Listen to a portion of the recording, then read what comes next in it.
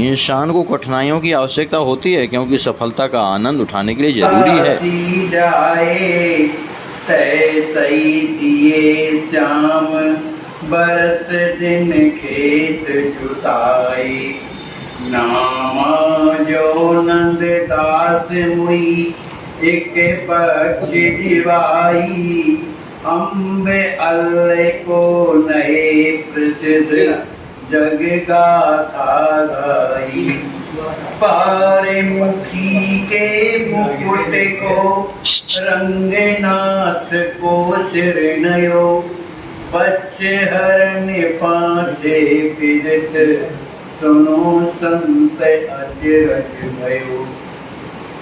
जैसे द्वापर युग में ब्रह्मा ने गोवत्स हरण किया, सभी ब्रजवासियों ने अपने घरों में गोवत्स जैसे के तैसे देखे, उसी प्रकार कलयुग में भी एक प्रसिद्ध और विचित्र आश्चर्य हुआ। उसे संत जन ध्यान पूर्वक सुने। भक्त श्री जसु स्वामी के बैलों को ब्रजवासी चुरा करके ले गए। तब श्याम सुंदर ने वैसे ही बैल उन्हें दिए। उनसे एक साल तक खेतों की जुताई हुई। श्री नामदेव जी की तरह श्री नंददास जी ने भी एक मरी हुई बछिया को जीवित किया। श्री अल्ल जी के लिए फलवान आम के वृक्ष जिस प्रकार के एक कथा संसार में प्रसिद्ध है और अब भी गाई जाती है। एक भक्त वैश्या के हाथ से मुकुट धारण करने के लिए श्री रंगनाथ भगवान ने सिर झुका दिया। श्री जसु स्वामी जी महाराज बोलिए, श्री जसु स्वामी जी महाराज की जय। गंगा और जमुना के बीच के देश में श्री जसु स्वामी नाम के एक भक्त है। वे बड़े प्रेम पूर्वक सदा साधु सेवा किया करते थे।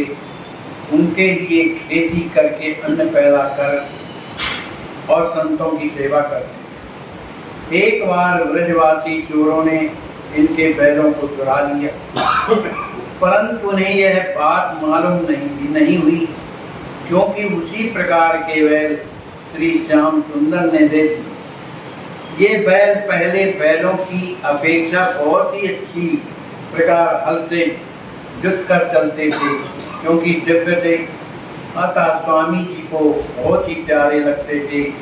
एक वर्ष बाद दिन में वे ही ब्रजवासी आश्रम के निकट होकर निकले और बैलों को देखकर मन ही मन कहने लगे, अरे यहाँ कौन लाया?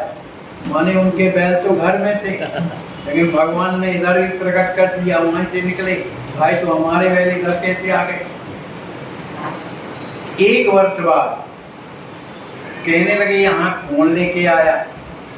उधर से फिर लौटे, तो जब घर जा करके देखते हैं तो वहां भी बैल बंधे। वे लोग फिर आश्रम में आए तो देखा फिर बैल उसी तरह के बंधे।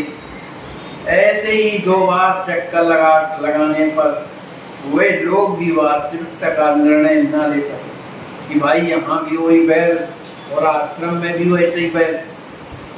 अंत में हार कर उन्होंने स्वामी जी से पूछा कि तब कि हम लोग जो है बैल चुरा करके ले गए थे, ये आपके आश्रम में कैसे बंधे हैं? तब मालूम पड़ा कि हम भी ले गए और वहां से वैसे ही बैल निरंतर काम कर रहे हैं।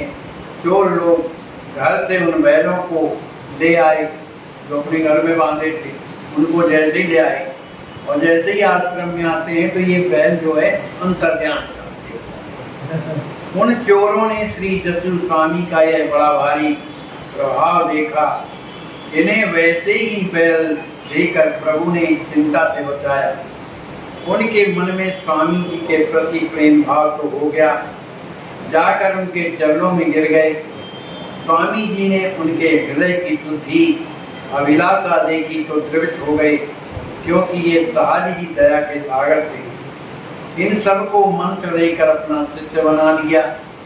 उन्होंने भी चोरी छोड़ दी, साधुओं के मार्ग पर चलने लगे, साधु सेवा के लिए अन्न पहुंचाने लगे, दूध और दही देकर साधुओं की सेवा करने लगे और सुखपूर्वक सेवा करके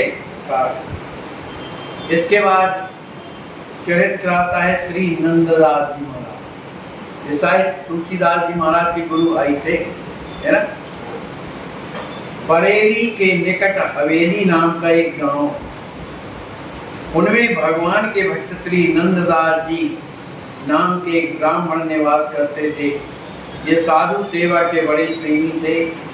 इसी गांव का ब्राह्मण इनसे बड़ा भारी द्वेष रखता था, उसके द्वारा एक बार एक मरी बछिया लाकर नंददास जी के खेत में डाल दी, जिससे लोग यही समझे कि किसी ने मार डाल दिया। अब तक उसमें उसके खेत में पड़ी है। श्री नंददास जी के समीप रहने और एवं आने जाने वाले साधुओं से भी लड़ने लगा कि तुम कैसे वैष्णव हो, गाय के हत्यारे के यहाँ रहते हो, खाते पीते हो। अरे जो हिंदू होगा वह गाय का वध कभी नहीं करेगा। यह तुम मुसलमान से भी गया बीता है और बड़ा भागी। श्री नंददास जी को यह जब बात मालूम हुई तो संतों को लेकर अपने खेत पर गए। उन्होंने उस बच्चिया को श्री राम नाम के द्वारा जीवित कर दिया। देखो भगवान का नाम कितना महान है।